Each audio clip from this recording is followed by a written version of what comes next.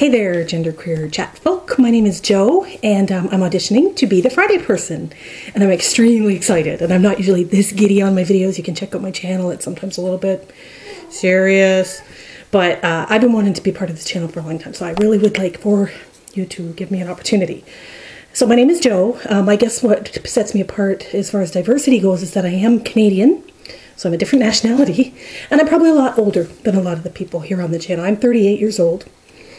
I was going to start singing a Canadian song by a band called The Tragically Hip. There's a song called 38 Years Old, and the line goes, never kissed a girl, 38 years old, never kissed a girl.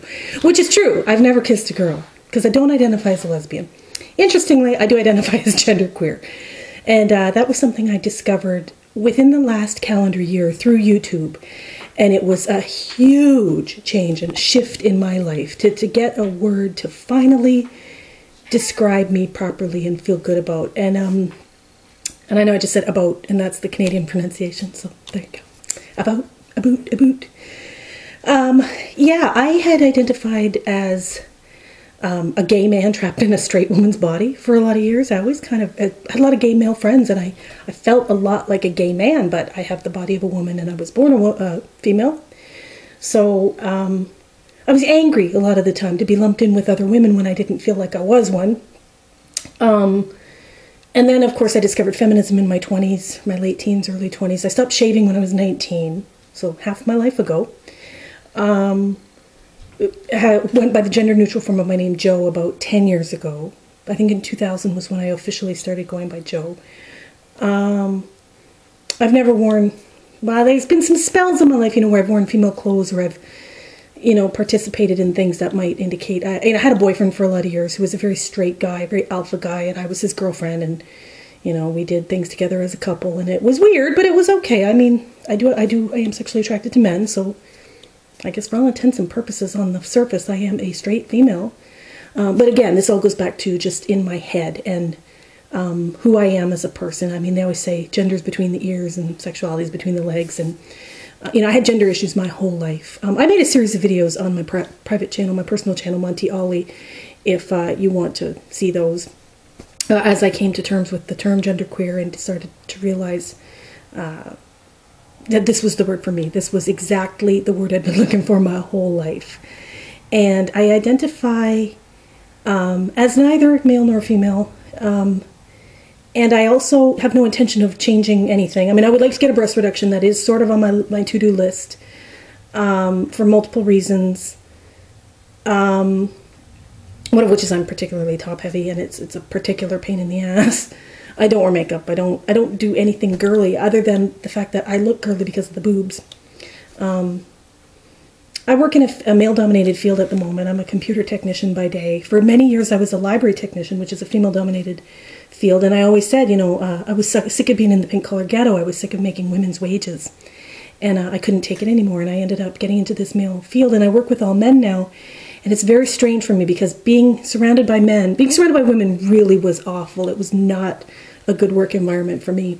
And being around with men it's just as bad in its own way, because a lot of men I find are very gender oriented, but because they've spent their whole lives trying to be men, right? Men need to be men and act like a man and man up and all the crap that's associated with being born in a male body in a very heterosexist environment.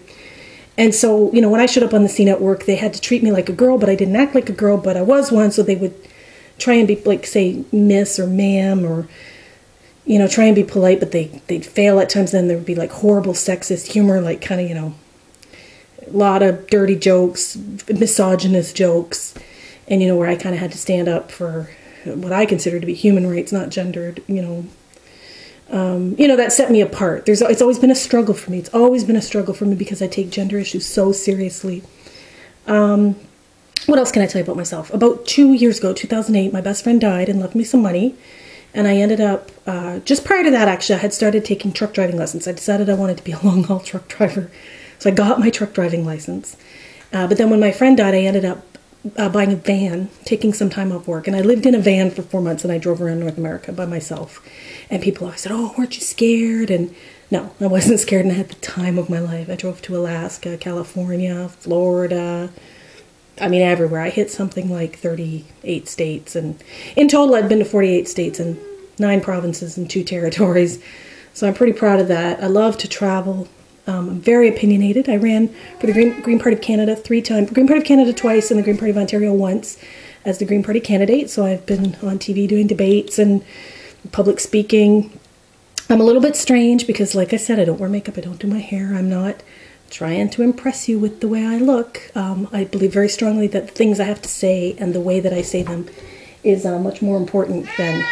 That's my loud cat, Eva. Oh, for the love of God, I'm trying to audition here. He's 16, poor little baby's getting old.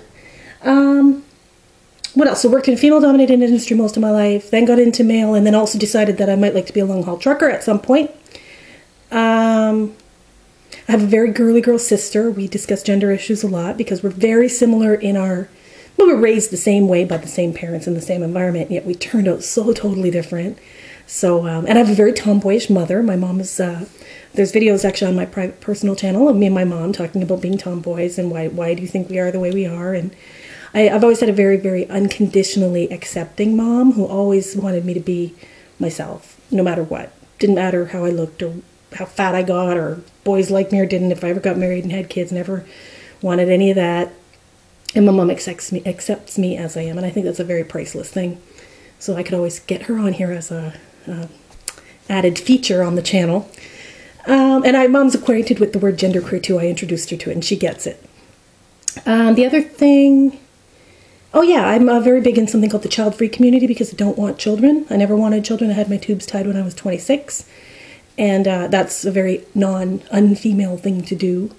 You know, a lot of women are kind of bred to be mothers and assume that they're going to be a mother someday. And I knew I was never going to be anybody's mom. Never wanted to be. So I've been running a discussion board online for 10 years now for child-free people. And that's a big part of my life. And what else? What else? Oh, I'm just so excited that I have an opportunity to audition. So I guess I'll leave it there. My name is Jo. My channel is Monty Ollie. Been on YouTube for many, many years. You'll get to see tons of my stuff if you want to look back that far, including that crazy-ass road trip in 2008. I think there's me like in Alaska up there doing crazy things, living in a van. And learning how to drive transport trucks. And maybe I'll just leave it there. I hope possibly to be your Friday person. Thanks.